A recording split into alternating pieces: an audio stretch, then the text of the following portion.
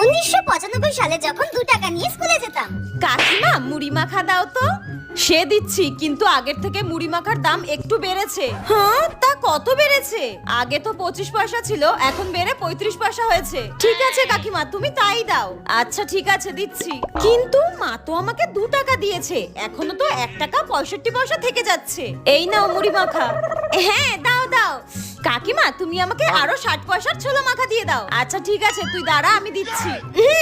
কিন্তু তাও তো এখনো টাকা বেঁচে যাচ্ছে। থাকে থাকুক, কালকে আবার খাবো। এখনকার সময় যা হয়। কাকিমা 5 টাকার মুড়ি মাখা দাও তো। হ্যাঁ কি 5 টাকার মুড়ি মাখা? 5 টাকায় তো পেঁয়াজ, কাঁচা লঙ্কা, চানাচুর এসব কিছুই হবে না, তো মুড়ি কোথা থেকে দেবো? তাহলে আর কি করা যাবে, 10 টাকারই দিয়ে দাও। তাই বল, ঠিক আছে দাঁড়া, দিচ্ছি। আরো 100 বছর পর যা হবে। কাকিমা 500 টাকার মুড়ি মাখা দাও তো। কি তুই এখনো কোন যুগে